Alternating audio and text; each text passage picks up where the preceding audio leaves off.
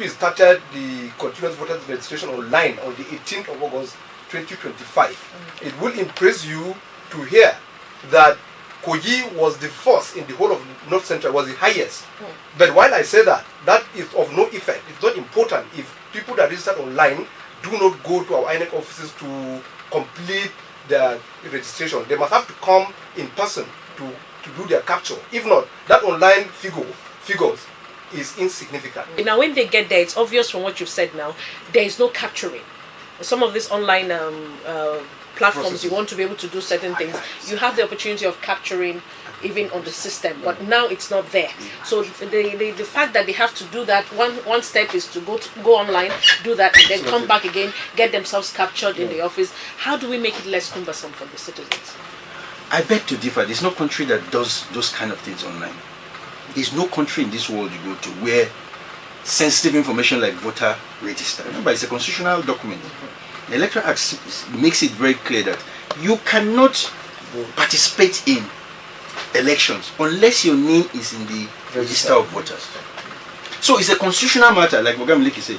It is a constitutional responsibility. We cannot afford to take that kind of information and domicile it online. Even in the bank ATM card, that is one of the easiest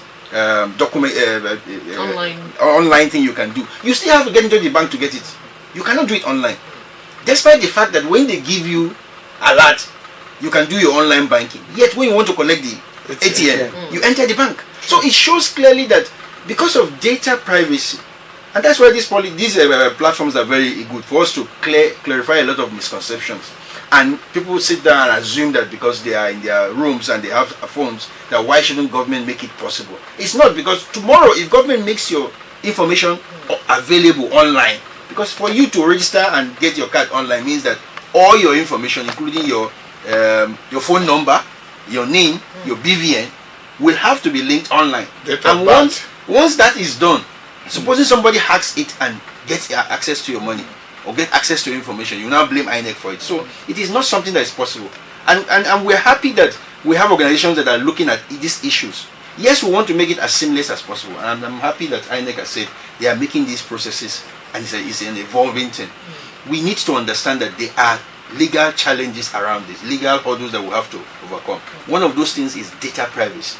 People's data should be protected. To add to that, it is deliberate that INEC makes it this way, that you must present yourself physically. You imagine if you continue and finish in the comfort of your home, you imagine a kind of manipulation that can happen. So it is deliberate that INEC said you must present yourself. How many people marry online? You have to know your husband or know your wife before you can collect certificate of marriage. Something like this is not that we just want everything so easy. Sometimes you have to also put in sacrifice to get it done. What about NIN? Everything is not. You see, NIN, you should go. What about driver's license? What about international passport? Those are the things that you cannot just do online. Yet, you see, even now, what is it called, to travel abroad now, embassies are asking people to present themselves physically so that they'll be able to see. So, why INEC is doing this, we also need to see that, like he said, the constitutional implication and your privacy to your data and information is very key. So please make yourself available. When it comes to issue of transfer, loss or damage or replacement, you can start and finish on your phone, unless where you have a problem or there are complications where you cannot continue when you come to our office.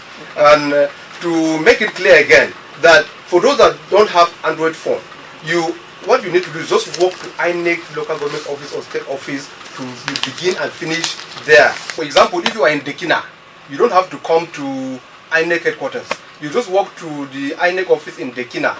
Then we have our help desk officer that we have trained and have directed that anytime you see any person with disability or any person that needs help, you give him preferential treatment. You attend to the person first before you go back to the queue that you were attending to. But if you have registered, if you are not done, we don't need to go and register. If you want to transfer, maybe you have been married and you shifted and you want to change where you want to vote, because I know some people are saying that people should go to our local government now from Lokoja or transfer their card. But the fundamental question is that on voting day, will the same person now help to transport them to go and vote? Because the position of today will not be position of tomorrow. But the key issue is the fact that let us know that it's even for you as a person. It has a lot of advantages for you to be registered, get your permanent voters card, and then vote on election day. It's a responsibility all of us must perform.